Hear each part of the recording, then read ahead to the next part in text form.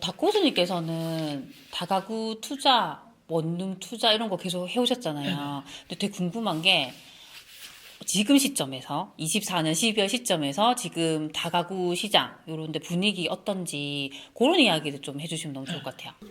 일부에서 이제 아파트 때문에 힘들었던 우리 투자자분들 말씀드렸는데 또 이제 더 큰 게 이제 이쪽에 있습니다. 그래서 그것도 이제 하나의 큰 충격이었는데 이것도 또 하나의 더 큰 충격이었죠. 이제 지난 정부부터 시작이 된 것 같아요. 계속적으로 전세 사기다, 뭐 빌라 왕이다, 여러 가지 다가구 쪽에 전세 사기꾼들이 많고 그런 엄청나게 이런 이슈들, 또 전세 보증보험 관련돼서 이렇게 보증을 해준다 그랬다가 또 안 돼서 허그 쪽에 막 지금 뭐 수조의 그런 혈세가 낭비되는 이런 문제들도 많은 것 같은데 안 그래도 지금 요번에 이 인터뷰 하기 전에 요번 주에 제가 부동산 주변에 있는 건물 쪽에 하시는 분들, 소장님들도 연락을 한번 드려보고 상황이 어떤가.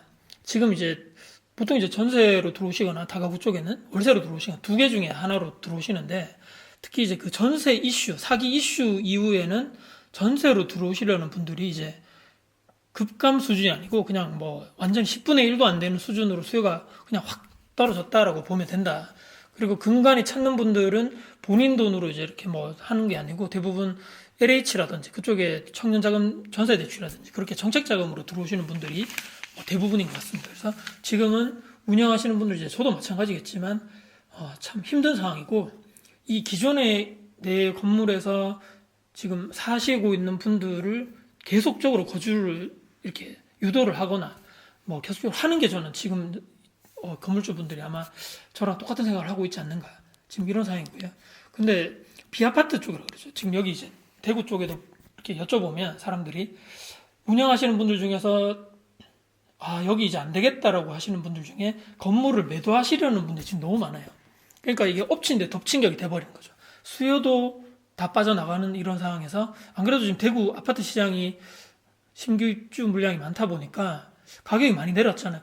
내려가다 보니까 이제 이 비슷한 가격이면 돈 조금 더 주고 아파트 월세는 아파트 전세로 가야 되겠다. 기존에 있는 분들 중에 다 글로 빠져버리니까 수요도 많이 없어져 버리고 공급하시려는 분들 입장에서는 안 그래도 물건은 많은데 건물도 많고 이런 많은 와중에서 야 이거 뭐 전세도 제대로 못 들어온다 그러고 안 들어온다 그러고 근데 너도 나도 할 것 없이 내 건물 먼저 팔아주세요라고 하는 분위기가 엎치다 보니까 이제 부동산에 가면 물량이 막 넘쳐난다는 얘기인 거죠. 쉽게 얘기하면 건물 매매 물량도 많고 이제 빈 공실에 있는 매물도 많고 그렇기 때문에 이거 완전 포비아가 돼버린 게 아닌가. 아마 근데 대구뿐만이 아니고 다 비슷할 것 같습니다. 뭐 특정에 있는 엄청나게 수요가 많은 이런 일자리 주변이라든지 그런 주변은 제외하고는 지금 좀 전체적으로는 이런 특히 지방에 있는 다가구 시장이 좀 좋지 않다라고 저는 일단 그렇게 좀 말씀드릴 수밖에 없다.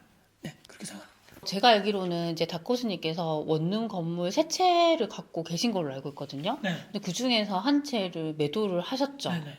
그 이야기 좀 해주면 좋을 것 같아요. 그 가장 늦게 샀던 건물이고요. 세 개 중에서 가장 빨리 팔게 된 어떻게 보니까 이제 거기를 그 당시에 왜 이제 사게 됐냐면 인수 가격이 쌌어요. 쉽게 얘기하면 건물 가격이 낮았는데 내 인수금이 적다는 얘기는 대출하고 전세 뭐 월세 보증금 합친 이 보증금이 많이 있었기 때문에 내 금액이 적게 들어가서 투자를 할 수 있었고 그 당시에는 그 절이 그러니까 금리가 낮았던 거죠.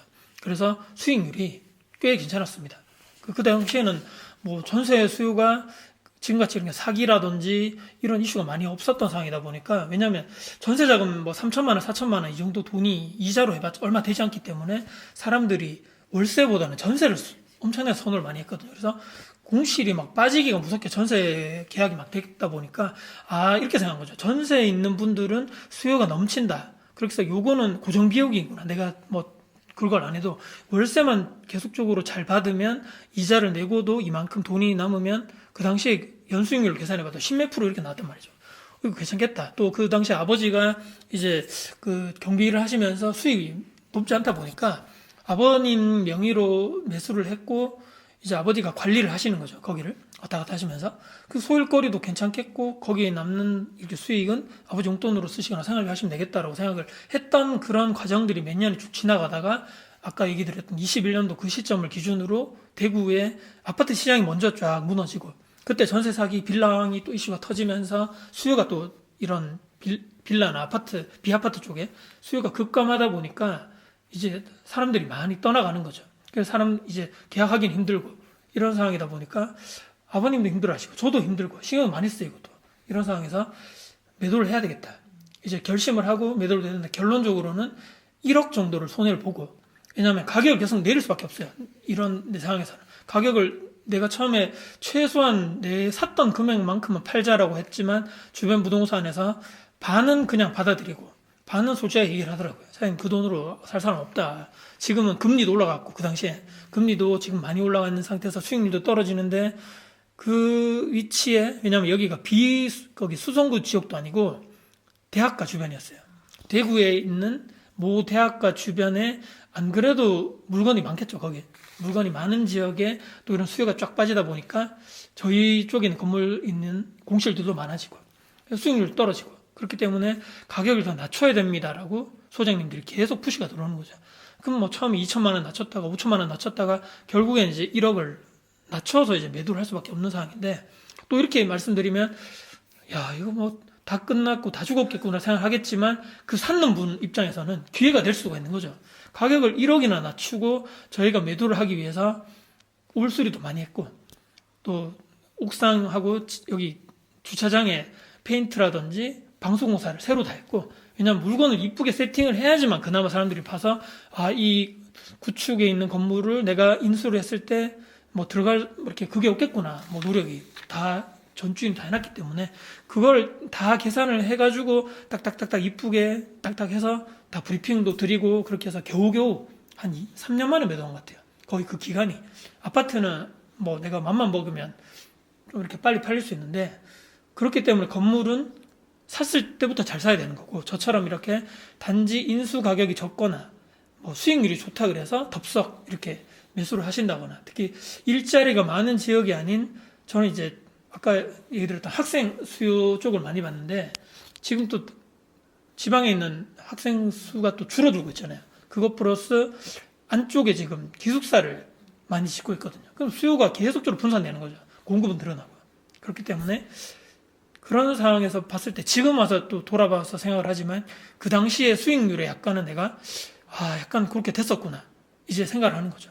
그렇게 해서 저처럼 이런 이렇게 좀 시행착오를 겪지 않으셨으면 좋겠다라는 마지막 말씀드립니다. 작년에 그 대학교 주변 원룸 임장 가고 매물도 봤었거든요.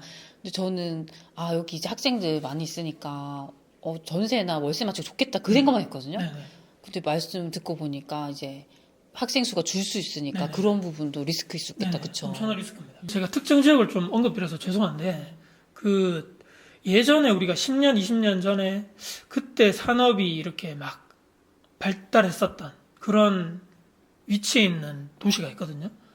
뭐 거제도라든지 조선 쪽으로 막 됐었고, 특히 제가 뭐 학교를 나왔다고 뭐 잘 아는 그런 지역 중에 하나인데 구미도 산업이 엄청나게 8, 90년도에 많이 발전을 했었는데 그때는 일자리도 많고 대기업들이 많다 보니까 막 폭발했어요. 사람들이 일하러 들어오는 사람이 워낙 많다 보니까 건물들 세워서 전월세 맞추고 해도 막 10몇 프로, 20몇 프로 남는데 지금은 사실은 그렇기 때문에 어렵다. 왜냐하면 산업이 많이 줄어들고 있고, 특히 거제도 같은 경우는 조선업계 이렇게 약간 침체, 뭐 지금 다시 사람들이 들어온다 하지만 그래도 워낙 지금 많이 지어놨고, 구미도 마찬가지고요.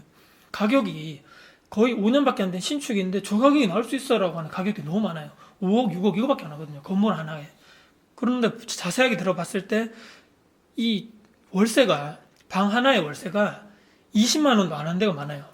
그럼 일일 만 원도 안 한다는 얘기거든요. 일일 거주 비용이. 그러면 얼마나 그럼 사람들이 없다는 얘기인가, 가격을 낮췄다는 얘기거든요. 그만큼. 그래서 특정 지금 현재 참 이게 좀 또 지방 또 양극화다 이런 얘기 하면서 지금 서울 수도권 쪽으로도 일자리나 대기업들이 많이 올라가다 보니까 이런 특히 또 지방 쪽에는 일자리가 워낙 없거든요. 이게 또 너무 문제인데, 그렇게 좀 이렇게 우리가 장기적으로 봤을 때도 그렇고 약간은 제가 아까 실패했던 그 얘기도 말씀드렸지만 덥석 가격이 싸다 그래서 덥석 지금 수익률이 막 20몇 프로라 그래서 그런 위치에 있는 물건을 이렇게 잡으면 나중에 내가 매도할 때도 어려울 것 같고, 이런 수익률 측면에서도 사람들이 한번 나가면 다시 못 받을 확률이 높다 보니까 참 힘들 수도 있기 때문에 그런 지역적인 특성을 좀 잘 보시고 건물은 투자를 하시면 좋을 것 같습니다. 건물 같은 거 살 때는 많은 분들이 뭐 서울 강남이든 그런 데도 많이 보시잖아요. 네. 근데 그런 데는 매매가가 높으니까 수익률로 따지면 수익률이 사실 낮잖아요. 오히려 그래도 그런 데가 안전한 건가요? 이건 어떻게 말씀드리냐면 좀 현실적으로 우리가 생각을 해야 됩니다. 서울 강남에서 그런 투자를 할 수 있는 경제력을 가지신 분들은 하시면 될 것 같고요. 사실은 일반적인 거의 한 90% 이상이 우리 일반 평범한 직장인분들, 저 같은 자영업자분들이기 때문에 힘들다라고 보기 때문에 일단 그쪽은 생각하지 마시고 저는 이 기준선을 10억이라고 잡았습니다. 10억 언더, 10억 언더에 있는 건물들 중에서 많이 돌아다녀 보면서 특히 대구로 따지면 수성구라든지 임대소유가 많은 데가 중구, 그다음에 달서구 쪽에 이쪽에 특히 또 대구 사람들이라서 그런지 모르겠는데 이 역세권을 되게 좋아하세요. 역세권에 붙어 있는 다 자차가 있는데도 불구하고 역세권 도보로 10분 내외의 주변에 뭐 상권이 좋고 특히 혼자 사시는 분들이 많다 보니까 편의점, 그냥 학교 이런 건 상관이 없습니다. 특히 막 상담하러 오시는 분들 중에 학군이 여기가 뭐 학교 좋은 데가 있고 그거는 원룸하고는 좀 크게 상관없어요. 사실은 여기에 가족들이 거주하시는 경우는 거의 없거든요. 그래서 주변에 1인 가구가 생활하시면서 편한 마트, 술집, 자기들이 원하는 그런 상권이 있는 또 교통도 편하면 좋고요.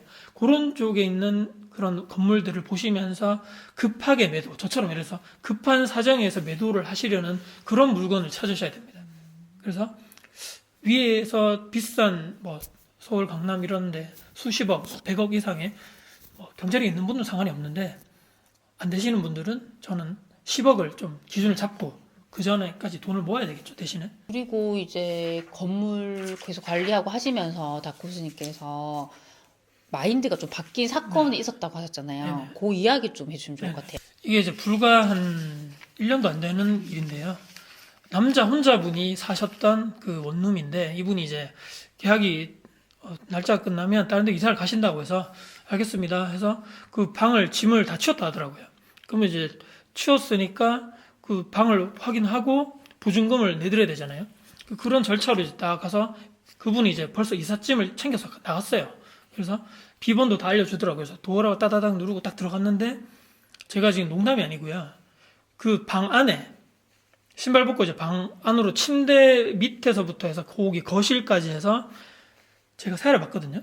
담배꽁초가 500개 있더라고요. 500개 넘게. 50개 아닙니다. 500개. 그래서 제가 생각을 했죠. 이 사람이 3년을 살았거든요. 3년을 살았는데 담배를 그러니까 여기서 폈는데 꽁초를 밑에다 뒀더라고요. 저는 그런 거는 제가 처음 봤거든요. 지금 원룸을 거의 10년을 제가 운영을 하면서 그러니까 불 안 난 게 다행인 거라고 지금에서 웃으면서 제가 얘기 드리지만 담배 꽁초가 제가 이렇게 청소를 하면서 분명히 우리가 보증금을 내드릴 때 방 청소를 어느 정도가 돼야 되잖아요. 근데 그거 그대로 돼 있고 딱 들어가자마자 이 방하고 저쪽 베란다 쪽에 보통 우리가 창문 이렇게 통창으로 해서 여닫이 문 있잖아요. 거기가 깨져 있어요. 이렇게 촥촥촥 그 큰 유리가 또 비싸거든요. 요거 깨져 있고 혹시나 해서 화장실로 갔더니 또 경악할 일이 또 거기 있더라고요. 세면대 이렇게 세수하는데 거기도 깨져 있고 변기도 깨져 있어요. 그러니까 하나, 둘, 셋, 네 개가 지금 이미 이거 뭔가 이상이 있다. 이 집에서 뭔가 이거 도대체 이 사람은 뭔가 싶었거든요. 그래서 제가 전화를 했죠. 전화를 해서 아니 여기 지금 집이 이런 상황인데 이거를 수리를 하시던지 아니 담배꽁초야 그래 그렇다 치자 내가 청소할게 대신에 이 유리창 깨진 거 변기 뭐 그러니까 이거 소손된 거는 수리를 본인이 직접 아시는 데서 수리를 하시던지 아니면 내가 아는 업체 주변에 해서 빨리 수리를 해야지 나도 빨리 다음 임대를 놓는다니까 본인이 그렇게 얘기하더라고요. 아 사장님 그 얘기는 못 드려서 죄송합니다. 지난주에 친구가 와가지고 술 먹고 둘이 뭐 장난치다가 깨졌대요. 아니 그 깨졌는 걸 알겠다. 대신에 당신이 수리할래? 그러니까 내가 수리할래? 이렇게 빨리 나는 결정하라. 아, 사장님이 해주세요. 자기는 잘 모르겠대요. 그런 거 잘. 당신 보증금에서 거기서 제하겠다. 결론 그렇게 됐는데 그 일을 딱 겪고 나서 제가 무슨 생각이 들었냐면 보증금을 우리가 보증금 걸고 월세를 보통 그러니까 매달 이렇게 정해진 날짜에 내잖아요. 근데 정상적으로 매달 내는 분이 천사인 거예요. 그러니까 어떻게 생각해야 되냐면 그 최하를 우리가 경험을 했더니 저 사람이 오히려 내가 비정상으로 보인다는, 이걸 좀 우스갯소리로 말씀드리면 제 날짜에 월세를 주는 사람이 저 사람 뭐지? 이렇게 되는 거예요. 그게 원래 정상인데 이런 상황을 제가 겪다 보니까, 그러니까 아까도 얘기 드렸지만 불안한 게 다행이다. 이 마인드가 바뀌는 거죠. 최악의 저런 사람들 내가 겪어보니까 야, 더 이상의 그런 사람이 있을까? 여기서 그전에도 겪어봤지만 이번에 그 사건을 겪고 담배꽁초를 치우는데도 좀 약간은 좀 이상한 생각이 들지도 모르겠지만 빨리 하고 싶었어요. 기쁘게. 왜냐하면 이런 진상 임차인이 내 건물에 살지 않는다고 이렇게 극적으로 해로 바꿔버렸어요. 왜냐하면 이거 이미 상황 벌어졌잖아요. 이거에다가 대고 내가 이런 사람을 괜히 받아가지고 내만 스트레스 받고, 저 인간은 아무런 생각이 없더라고. 백지 상태예요. 아니 거기에 내가 담배를 뭐 피든 말든, 그분이 더 최악인 경우는 애완동물도 키우지 마라 그랬는데 키웠고 털이 다 빠져있더라고요. 그 다음에 친구들을 얼마나 데리고 왔는지 그 안에 쓰레기가, 담배꽁초뿐만 아니라 쓰레기들이. 그래서 제가 얘기를 드렸죠. 나는 오늘 내로 여기 방을 깨끗하게 치우겠다. 수리도 하루 이틀 만에 다 끝내겠다. 그래서 나는 우량 임차인으로 다시 받을 거야. 마인드를 바꿔버렸어요. 그 다음부터 다른 분들을 이렇게 보니까 하루 이틀 늦은 거, 그럴 수 있지. 근데 정상적으로 냈을 때, 야, 저분이 왜 정상적으로 돈을 냈지? 이렇게 마인드가 바뀌면서 항상 감사하다. 이렇게 되는 거예요. 그거를 겪고 나서 나는 이렇게 항상 긍정적으로 살아야 되겠다. 내가 스트레스 받아봤자 내 건강만 나빠지니까. 그런 최근에 슬프지만 웃긴 얘기가 있었습니다. 그렇게 하시면서 더 긍정적인 분이 되셨어요, 그쵸? 그렇게 해야지 내가 내 스트레스 안 받으니까. 맞아. 그리고 지금 닥코스님께서 가지고 계신 원룸 건물이 이제 대구에 있잖아요. 지방이잖아요. 그러니까 이걸 지금 팔아야 되나, 갖고 가야 되나 또 고민하시잖아요. 그런 이야기도 또 궁금하긴 합니다. 오늘 저 얘기 중에서 가장 제가 봤을 때 좀 중요한 포인트가 아닌가 싶은데, 최근에 이런 분들이, 아까도 제가 물건을 많이 내놓는다 그랬잖아요. 지금 이제 운영하시는 분들이 너무 힘들다 보니까 그런 분들을 상담을 최근에 엄청나게 많이 오고 있습니다. 그 대략적인 나이대가 은퇴하실 그 나이대쯤 50대, 60대 그 사이에 보통은 부부분들이 많이 오세요, 지금. 왜냐면 그분들이 이제 거의 은퇴할 시점에 요 건물 하나를 가지고 있단 말이죠. 이분들은 이제 원룸에 보통 보면 메뉴에 보면 그 꼭대기에 주인 세대라고 거기서 거주를 하시면서 전월세 임차인들을 관리하고 계시는데, 이런 여러 가지 수요도 없고 월세도 뭐 힘들어지고 전세도 안 들어오고 이런 상황에서 팔아야 되나? 지금 어떤 얘기들이 가장 많냐면 1주택자시기 때문에 요거를 매도를 하고 여기 대출이 있잖아요. 대출 갚고 보증금 내드리고 매덕이 남는단 말이죠. 자기 처음에 투자했던 그 돈을 가지고 서울로 가야 되나? 이런 게 너무 많아요, 요새. 왜냐면 서울 다 똘똘한 채 이 영상을 다 보시니까, 어르신분들도. 아니면 대구에 또 다른 지금 뭐 이렇게 투자를 아파트 쪽에 해서 그쪽 가야 되나.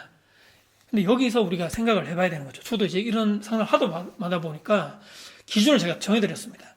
제가 아까 1억 손해보고 팔았던 얘기 드렸잖아요. 물건이 많다, 현재. 그래서 사장님이 물건을 팔기 위해서는 사장님이 샀던 금액 대비해서 아마 부동산에서 이렇게 낮추라고 할 거다. 그걸 인정을 해야 된다는 얘기죠. 근데 이분들은 사실은 좀 그걸 힘들어 하세요. 가격을 내가 실패했다고 이렇게 기정사실화 돼버리기 때문에. 왜냐하면 이분들이 대부분이 저금리 때 많이 샀어요. 2020년도, 21년도 요때. 저금리라는 얘기는 이자가 쌌기 때문에 수익률이 그만큼 올라가고, 수익률이 올라가다 보면 이 건물은 또 연동되다 보니까 가격이 거의 막 위에서 샀던 분들이 많아요. 그럼 이 가격에서 예를 들어서 내가 샀던 금액에만 팔면 다행인데, 이걸 만약 못 팔면, 매덕을 낮춰야 된다면, 그럼 보낸 투자금은 까먹는다는 얘기거든요. 대출은 그대로 있고 보증금 내드려야 되기 때문에. 그럼 그 돈으로 팔고자 했을 때 과연 인정할 수 있냐? 그 가격을 힘들어 하신다면. 이 두 분이 또 생각이 달라요. 사모님하고 사장님하고. 이런 거 하나 인정. 무조건 내가 팔아야 되겠다. 도저히 나 운영 못 하겠다라고 하면 가격을 낮춘 상태에서 매도를 해야 된다. 그게 아니라면 저는 조금 더 가지고 가시자. 왜 그러냐면 전체적인 우리가 대내외 경제라든지 금리는 이제 고점 찍고 약간 이제 수익형 부동산에 있어서 금리가 너무 중요하다 보니까 금리는 약간 점점점 이제 내려가는 분위기고, 특히 보통 이제 시장 자체가 아파트와 비아파트가 있다 그러면, 비아파트는 약간 아파트 시장이 회복하고 난 다음에 약간 그 뒤에 연동돼서 약간 온기가 오다 보니까 대구의 아파트 시장이 아까도 힘든 시장이고 이제 내년에 내후년 돼야지만 운기가 오고 약간 회복한다고 생각하기 때문에 지금은 조금 견디시자. 너무 지금 막 무조건 팔아야 되고 이런 상황이 아니면 조금 가지고 가시자.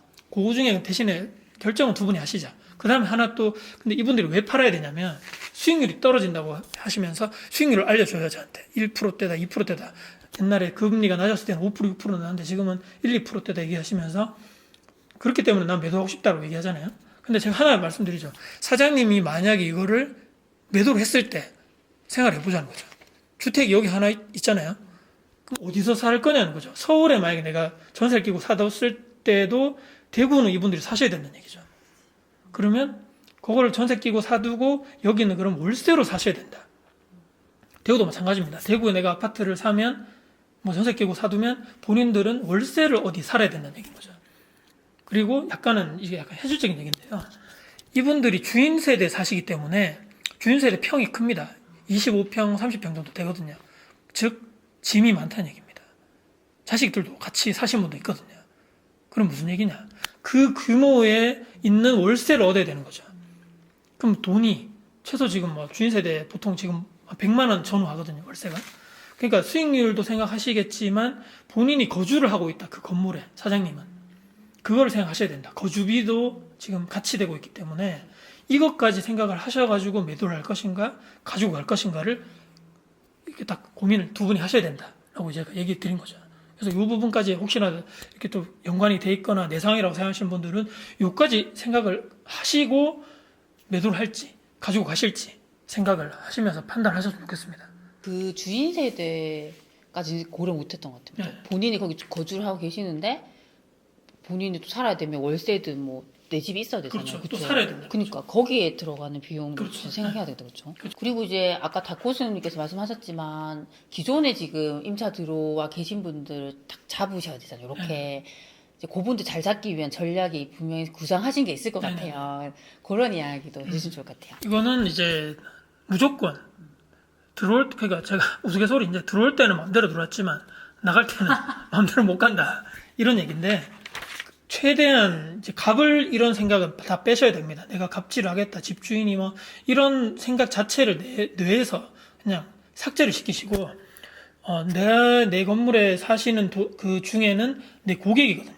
고객이 한 달 동안 아무런 트러블 없이 사시면서 돈을 월세를 주거나 관리비를 내는 상황이다 보니까 나의 고객님이라고 생각을 하셔야 됩니다. 항상 그런 서비스 마인드를 가지시고 그 다음에 최근에 있었던 일 중에서 한 분이 그 층간소음 때문에 괴롭다는 연락이 왔었어요. 그거를 사례를 들으면 아마 이해하실 것 같은데 제가 그래서 얼마나 시끄럽길래 왜냐면 저도 그 건물에 살질 않기 때문에 그 건물의 층간소음이 얼마나 심한지 모르거든요. 그래서 알겠다 그러면 요거를 층간소음이 너무 심하다 하시니까 이분이 나가시면 안 되잖아요. 너무 스트레스를 받는다는 거죠. 그럼 층간소음 문제 자체는 무조건 그 위에 있는 분이 일으키는 거기 때문에 위에서 조심해줘야 되는 거거든요. 아니면 아니 층간소음 그거 뭐 얼마나 예민할 수도 있다 이렇게 또 치부해버릴 수 있겠지만 그게 아니고 테스트를 해봐야 되겠다 해서 위에 있는 분 그 다음에 밑에서 힘들어가 고민을 얘기하셨던 분하고 저랑 제 와이프 저희가 이제 가게에서 일을 하니까 1층에서 시간을 각자 맞춰가지고 우리가 이제 입장을 서로 반대로 바꾼다 그러죠. 역지사지로 한번 해보자. 위에서 본인이 그냥 생각 없이 걸어 다니는 거를 본인이 저는 느껴봐야 된다고 생각을 해서 먼저 제가 찾아갔습니다. 위에 분한테 이런 사정 때문에 아래 분이 조금 힘들어 하시는데 낮에 힘들어 하시는 게 아니고 잘라 할 때 밤에 10시 이후에 발망치 소리가 난다거나 문을 쾅쾅 닫는다거나 그게 스트레스 받는 얘기거든요. 그래서 근데 본인은 잘 모르더라고요. 자기가 그렇게 걷는 거를. 그래서 이제 두 명 이렇게 나눈 거죠. 저랑 밑에 있는 분, 와이프랑 그 사시는 분하고 자, 이렇게 전화 통화를 서로 하면서 자, 일반적으로 걸어보세요. 두 명이. 밑에서 들어보는 거죠. 저도 얼마나 들리는지. 그 다음에 일부러 발망치로 걸어보라. 그 발망치로 탁탁 걸으니까 시끄럽더라고요. 진짜로. 아, 이거구나. 그 다음에 문을 세게 콱콱 닫아보라니까 시끄러운 거죠. 오케이. 바꿔보자. 위아래로 올라가서 그분이 밑에서 들어보라고 제가 한 거죠. 우리가 똑같이 해줬습니다. 그 다음에 4명이 모여가지고 토론한 거죠. 사장님 혹시 들어보셨죠? 하니까 이거 시끄럽겠네요. 이거 저는 아무 생각 없이 했는데 그럴 수도 있겠다 하는 거죠. 그러면 서로 정말 조심해 주시고 그럼 여기서 끝나면 안 되고 그 시중에 있더라고요. 그 매트 굵은 거 그거를 그분이 이제 주로 시끄럽다고 하는 그 주방 쪽하고 이쪽 방 쪽에 제 사비를 해가지고 넣어드린 거죠. 그 이후에 제가 얼마 전에 만났거든요. 밑에 있는 분. 왜냐면 그 사이에 또 고통스러우면 안 되니까. 어떻게 됐냐. 밤에 요새 괜찮냐 하니까 사장님 그 이후로는 괜찮습니다라고 하는 거죠. 그럼 이게 방금 제가 얘기 드렸던 고객 만족, 서비스 마인드거든요. 일단은 옛날에 그런 분들이 많아요. 무슨 얘기냐면, 알아서 살아. 이거 좀 고쳐주세요. 이런 분들이 너무 많은데, 이러면 이제 요즘에는 다 뺏긴다는 얘기입니다. 손님들 다 나가고, 아니, 왜 이렇게 손님이 안 들어오지? 이렇게 탓만 하지 마시고, 뭐 하나라도 딱 연락이 왔다. 그러면 즉시 저는 바로 갑니다. 뭐, LED 등을 여성분이 잘 못한다 그러면 바로 제가 가서 고쳐드리고, 뭐 이런 문제들, 여러 가지 뭐 층간소음 문제들, 불편사항이 오면 즉시 연락을 해달라. 이런 마인드부터 시작을 해야지만 기존에 있는 분들이 나가지 않고 저는 오래 살기 때문에 이런 마인드부터 우리가 장착을 해야 되지 않겠는가, 임대인분들이. 특히 건물 운영하시는 분들은 필수라고 생각합니다. 너무 꿀팁인 것 같아요. 네. 근데 진짜 사비로 침간 매트 사드리고 하시는 분 몇 명이나 있을지. 그게 뭐 얼마 하진 않잖아요. 근데 그게 마음이잖아요, 마음. 그렇죠. 맞죠? 네. 그래서 너무 진짜 중요한 부분 같아요. 그리고 이제 다코스님께서 아까 뭐 잠깐 말씀하신 부분이기도 한데, 다가구나 이런 거 살 때 내가 생각하는 그 가격이 있잖아요. 아까 10억 정도라 했잖아요. 거기에 이제 조금 설명해 주시고, 또 정말 한 번도 내가 다가구 안 사본 분들은 약간 그 절차 있잖아요. 내가 뭐 어디서 알아봐야 되고 그런 부분 간단하게라도 그런 거 조금 알려주시면 너무 좋을 것 같아요. 10억이라고 기준을 잡은 거는 우리가 일단은 좀 받아들이기 숫자가 쉬워서 일단 말씀드린 게 있고, 10억, 지금 제가 10억이라고 얘기 드린 이유가 대부분의 지금 신축들, 특히 수성구는 이쪽에 위주로 가보면 15억 전후가 많고, 뭐 규모가 큰 데는 20억짜리도 있거든요. 근데 그까지 가려면 또 내 돈이 너무 많이 들어가다 보니까 일단은 한 10년 차 이내에 준신축에 있는 건물들 위주로 저는 10억 언더로 저는 좀 봤으면 좋겠다. 그래서 그 기준이 10억이란 말씀인 거고요. 그다음 처음에 다가구 지금 전세라든지 여러 가지 뭐 사고가 많다 보니까 일단은 한 50% 제가 5대 3대 2의 법칙을 지난번에도 와서 말씀드렸는데, 투자를 그 건물 기준으로 50% 정도는 내 실제 투자금이 들어가야 된다라고, 그래야 안정하다. 그래서 3대 2인데 그게 보증금이 됐든 대출이 됐든 간에 그 두 개가 적절하게 좀 들어가서 점차적으로 시간이 지남에 따라서 월세를 받는 거를 아끼고, 내가 또 다른 쪽에 근로소득이 있다 그러면 돈을 좀 모으셔가지고 시간이 뭐 1년에 전세 하나를 월세로 돌린 전략으로 가든지 해서 저는 그렇게 가는 게 맞다고 봐요. 지금은 그 정책 자체가 지금 뭐 전세가 없어지고 막 이런 얘기를 많이 하시잖아요. 근데 비아파트 쪽에는 진짜 저는 그렇게 될 것 같아요, 나중에.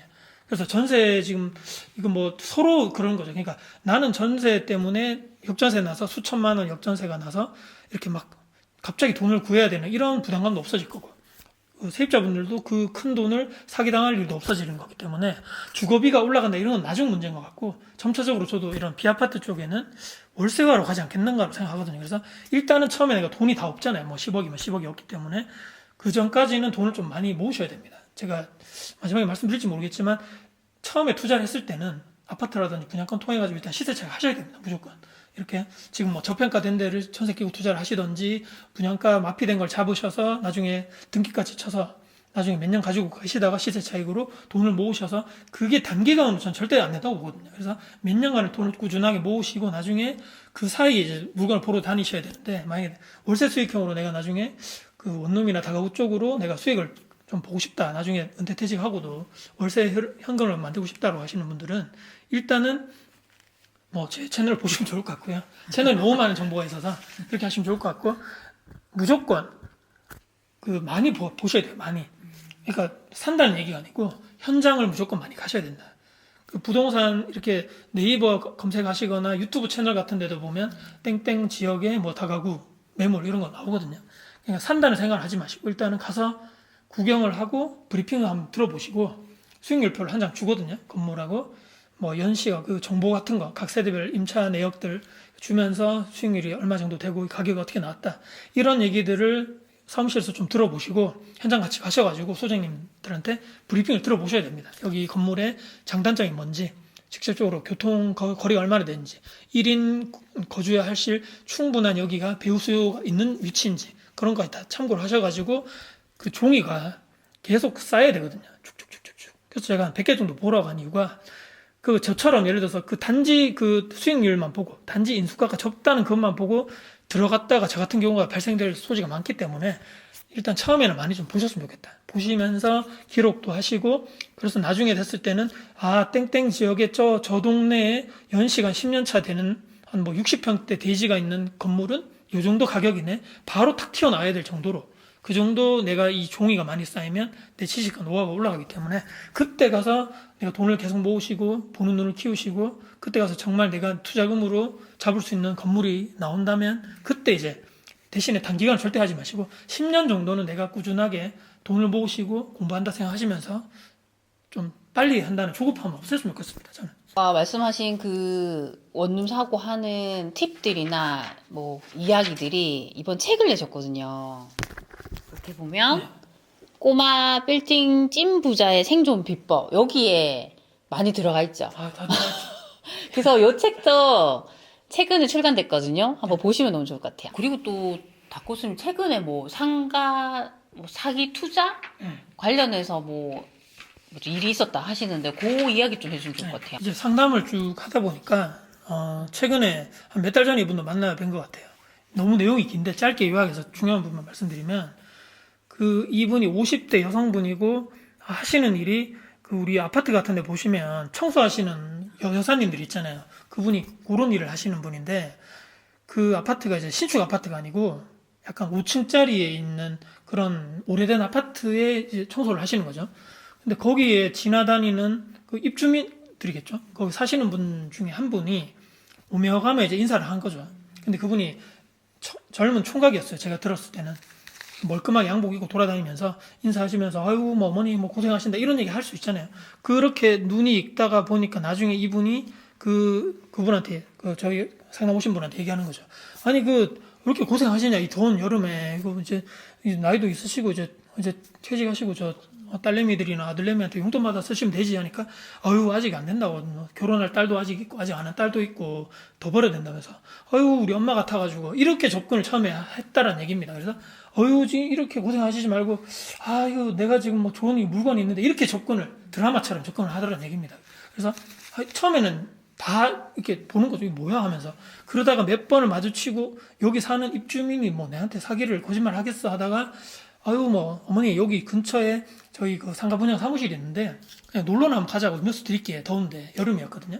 그래서 그분이 안 되는데 하다가 이제 마치시고 우연히 갔어요. 그날 가니까 결론적으로 그분 거기가 상가 분양 사무실이었고 똑같은 멘트가 나옵니다.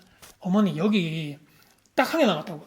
그 5층짜리 메디컬 상가라고 자기가 얘기하는 거죠. 메디컬이 병원들이 다 입점 예정이고 5층에 딱 한 개 남았고 1층에는 약국이 입점 예정돼 있다. 얼마냐고 하니까 5억이래요. 5억 분양가가 5억인데 아니 내가 5억이 어디 있냐 이렇게 당연히 얘기하시겠죠.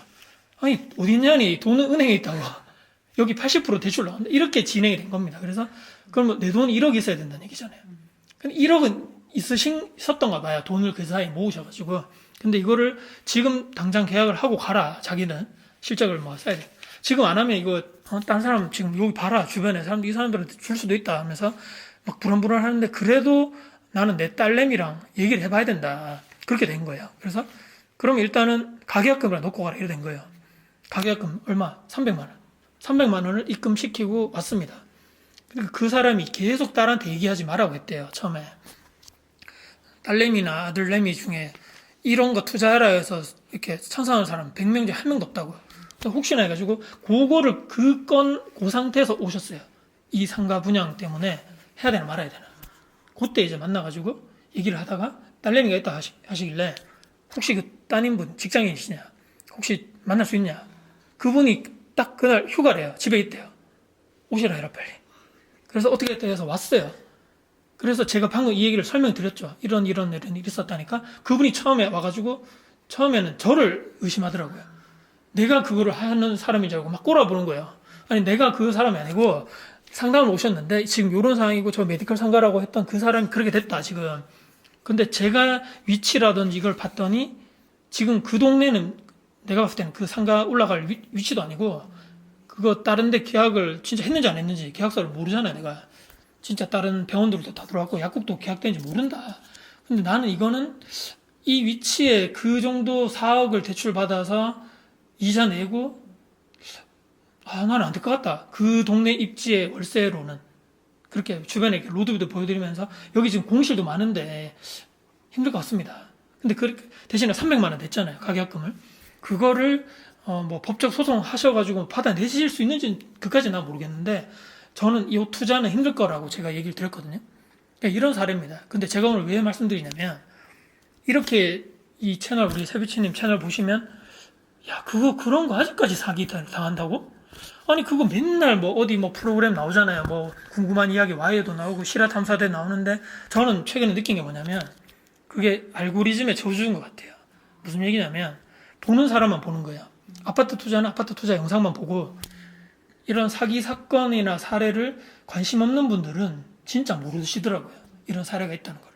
그래서 저는 그분들에게 말씀드리면서 하여튼간에 좋아하시면서 가셨어요. 결론적으로는 300만 원은 뭐 뭐 상담료라고 치든지 뭐 수업료 치든지 모르겠지만 이런 쪽에 지금 아직까지도 사기 치려는 놈들이 너무나 많다라는 걸 제가 최근에 또 깨달았습니다. 그래서 다코스님 오늘 오셔가지고 뭐 원룸 투자부터 마지막 아까 상가 사기 투자까지 너무 좋은 얘기 많이 해주셨는데 책을 최근에 요거 냈거든요. 아까 말씀드렸듯이 이 안에 지금까지 그런 이야기들이 되게 많이 들어있을 거예요. 그래서 이 책에 대한 이야기 잠깐 하면 좋을 것 같아요. 그래서 다코스님 갑자기 또 책을 쓰시게 된 계기가 어떻게 되시는지 말씀해 주시면 좋을 것 같아요. 그 책을 내가 막 이렇게 각 잡고 내야 되겠다라고 시작한 건 아니고 아까 왜 계속 제가 힘들었던 그 지난 3년간의 이야기들이 머릿속에만 가득 차 있었어요.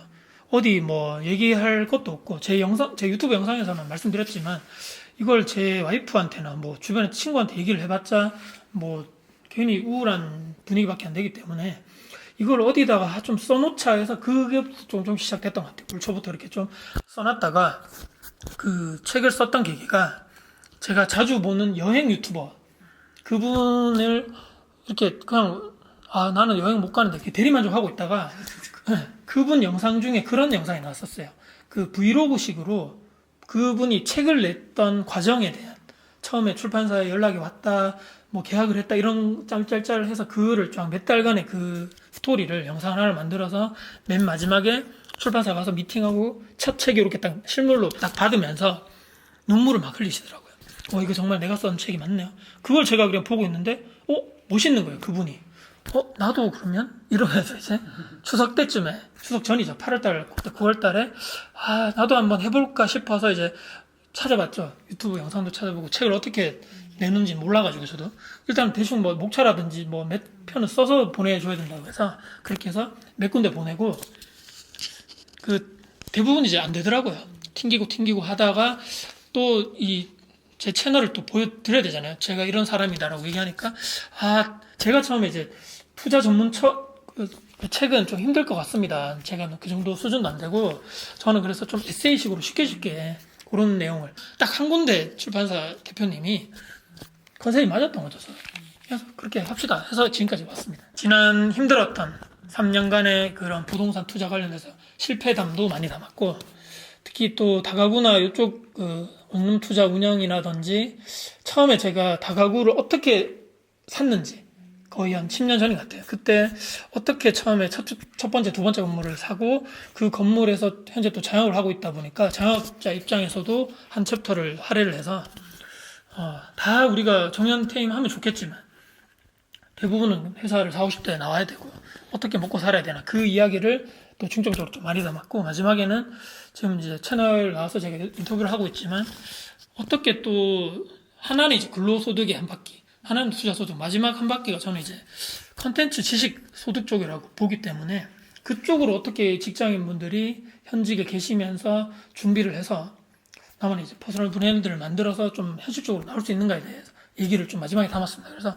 이 책을 30대부터 괜찮은 것 같아요. 30대, 40대 저희 또래 분들이 보시고 이렇게 나는 이렇게 데뷔를 해야 되겠다. 저 사람 저렇게 데뷔를 했네. 누구나 다 서울에 강남에 뭐 다 좋은 거 사고 싶고 살고 싶은데 현실적으로 힘들다 보니까 지방에서 승부를 걸 수 있는 방법이 뭐가 있을까요?